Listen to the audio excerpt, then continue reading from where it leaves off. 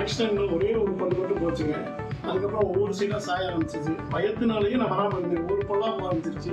இந்த கொரோனா டைமில் மாஸ்க் போட்டு போனதுனால பல்லு விழுந்தாலுமே மாஸ்கை வச்சு சமாளிச்சுக்கிட்டே அப்படியே போயிட்டு இருந்தீங்க.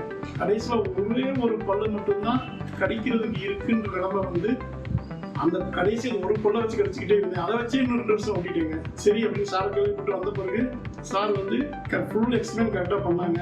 கரெக்டாக என்னென்ன தேவை எதை எடுக்கணும் இன்னும் நான் ஃபுல்லாக எடுத்துட்டு சில இடங்கள்லாம் போனப்போ ஃபுல் பல்லை எடுத்துட்டு போகலாம் அப்படின்னு சொல்லியிருந்தாங்க. சார் நல்லா இருக்கிறார், ஒரு பொருளை கூட எடுக்கலங்க.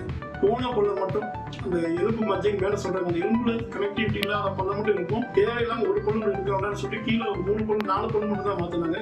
மேலே ஃபுல்லாக மாற்றினாங்க. நான் கற்பனையில் என்ன வழி இருந்ததோ அது சுத்தமாக இல்லைங்க. போல சாப்பிட்றதுக்கு ஒரே ஒரு பொருள் கனெக்டிவிட்டி வந்ததுன்னு பார்த்தீங்கன்னா 1/2 மணி நேரம் ஆகுங்க.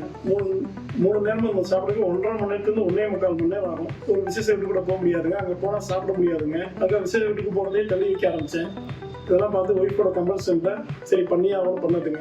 பட் இப்போ திருப்பி அந்த துரித உணவகம்னு சொல்லுவோம்லங்க, அந்த 5 நிமிஷத்துக்குள்ள சாப்பிட்டுட்டு வேலைக்கு ஓடுற ஸ்பீடு வந்துருச்சு. திருப்பி ஃபங்க்ஷனுக்குலாம் போக ஆரம்பிச்சிட்டேங்க.